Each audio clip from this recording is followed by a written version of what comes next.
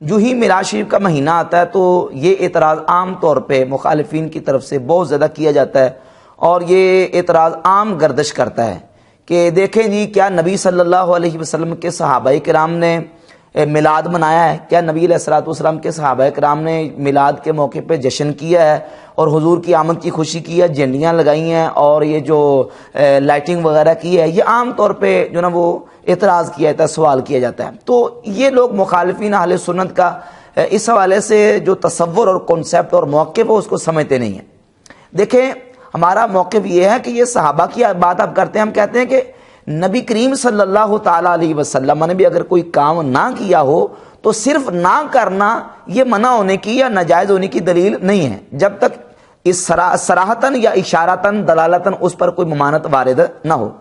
اور اس ضابطے کا ثبوت صحیح بخاری کی حدیث نمبر 4986 میں موجود ہے۔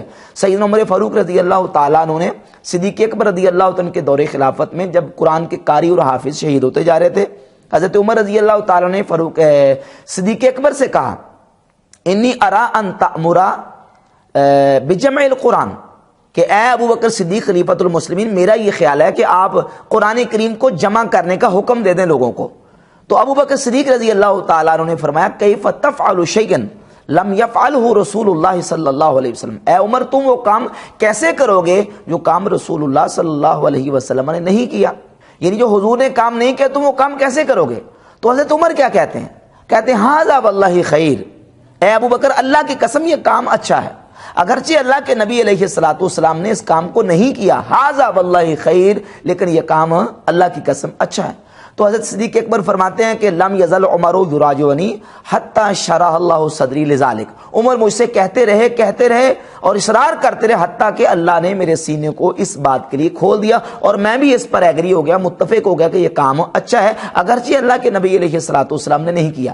تو اس سے یہ ضابطہ بالکل واضح ہو گیا کہ جو کام خود نبی کریم علیہ الصلوۃ والسلام نے نہ کیا ہو، حضور نے کام نہیں کیا، اگر اس میں اچھائی ہے اور وہ قرآن و سنت کے خلاف نہیں ہے تو صحابہ کا اس بات پر اتفاق ہو گیا وہ کام کیا ہے؟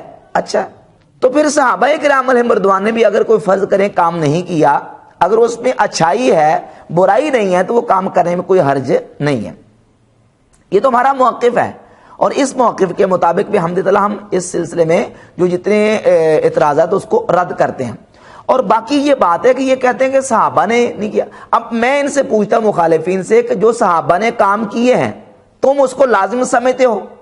اب غیر مقلدین وہابیہ کو دیکھ لیں، وہ صحابہ کرام علیہم رضوان کے کیے ہوئے کاموں کو چھوڑتے ہیں۔ مثلا سیدنا عثمان غنی رضی اللہ تعالیٰ عنہ نے جمعے کی جو دوسری اذان شروع کروائی یہ نہیں دیتے، حالانکہ نبی کریم علیہ الصلوۃ والسلام کی صحیح حدیث ہے علیکم بسنتی و سنت الخلفاء الراشدین، تم پر میری اور میرے خلفاء راشدین کی سنت لازم ہے۔ سیدنا فاروق اعظم رضی اللہ تعالیٰ عنہ کے دور خلافت میں صحیح بخاری میں موجود ہے، آپ نے پورا مہینہ جماعت کے ساتھ نماز تراویح پڑھوائی ہے۔ تو اب یہ کہتے ہیں ٹھیک ہے پڑھ لیں تو ثواب ہے، تو نہ پڑھ دو کوئی گناہ نہیں ہے، یہ نفل ہے پڑھ لیں تو ثواب ہے، نہ پڑھ دو کوئی گناہ نہیں۔ حالانکہ نبی کریم علیہ السلام کا فرمانا علیکم بسنتی و سنت الخلفاء راشدین، تم پر میری اور میرے خلفاء راشدین کی سنت لازم ہے، اے الزام تم پر کیا ہے؟ لازم ہے۔ اقتدوا باللذین من بعدی، میرے بعد ابو بکر و عمر کی، دو شخصوں کی ابو بکر و عمر کی پیروی کرو، اقتدا کرو۔ نبی کریم علیہ السلام کی صحیح حدیث موجود ہے، مستدرک کے حاکم میں، سنن ابن ماجہ میں صحیح حدیث ہے۔ تو اب جو کام سرکار کے صحابہ نے کیا اب یہ لوگ وہ کرتے ہیں، یہ تو ان کو چھوڑی بیٹھے ہیں، اور ہم سے پوچھتے ہیں کہ صحابہ نے کیا، صحابہ نے کیا۔ اگر ہم صحابہ سے کرنا ثابت کر بھی دیں تو تم کر لو گے؟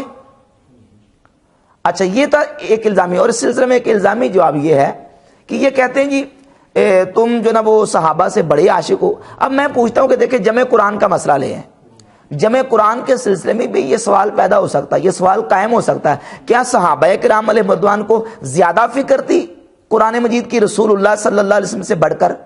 حضور نے قرآن کو جمع نہیں کیا، نبی کریم علیہ الصلوۃ والسلام نے نہ قرآن جمع کیا نہ کرنے کا حکم دیا ہے، تو کیا صحابہ کو زیادہ فکر پڑی ہوئی تھی؟ کیا صحابہ علیہم رضوان کو زیادہ چاہت اور محبت تھی نبی کریم علیہ الصلوۃ والسلام سے بڑھ کر قرآن کی؟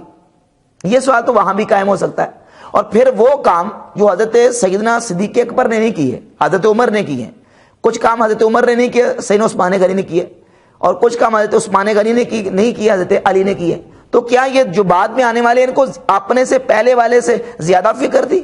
اور کئی کام تو ایسے ہیں جو صحابہ نے نہیں کیے، بعد میں تابعین نے کیے ہیں، تو کیا تابعین کو صحابہ سے زیادہ فکر تھی اور زیادہ چاہت اور محبت تھی دین کے ان کاموں کی؟ تو یہ تو سوال صحابہ پہ بھی ہو سکتا ہے، تابعین پہ بھی اعتراض آئے گا، پھر اتباع تابعین پہ بھی اعتراض آئے گا۔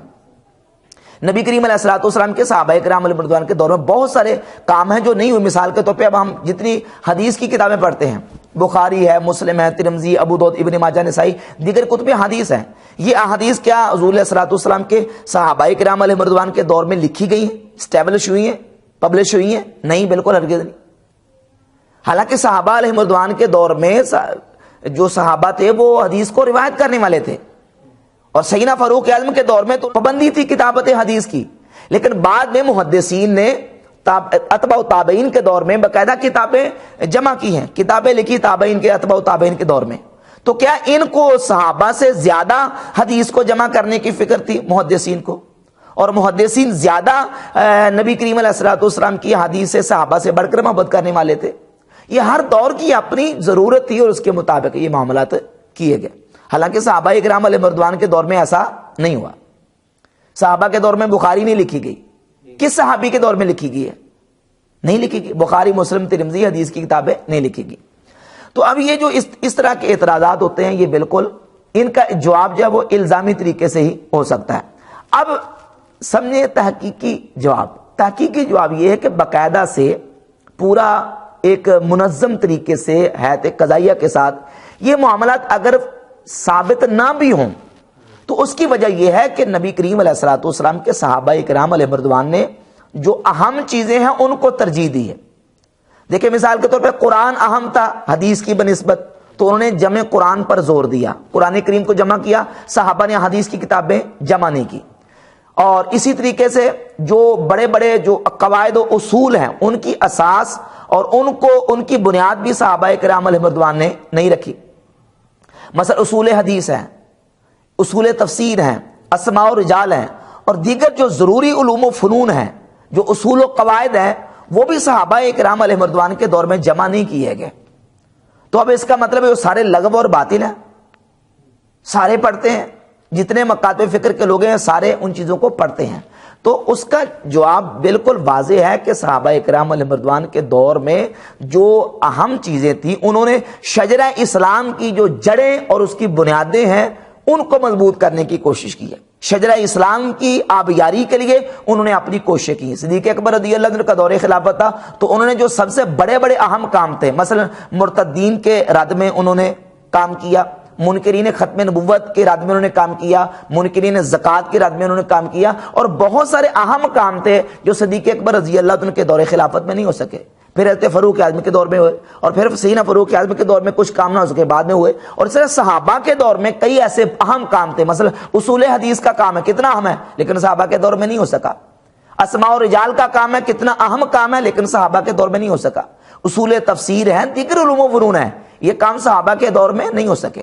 تو اگر صحابہ کے دور میں یہ کام نہ ہو، بعد میں ہو، تم ان کو کرنا ثواب بھی سمجھتے ہو اور دین کا حصہ سمجھتے ہو، تو اگر صحابہ کے دور میں یہ اس حیات قضائیہ کے ساتھ اگر یہ کام نہیں بھی ہوئے فرض کریں تو پھر بھی یہ ناجائز نہیں ٹھہرتے، ان کے ناجائز ہونے کی دلیل نہیں ہے۔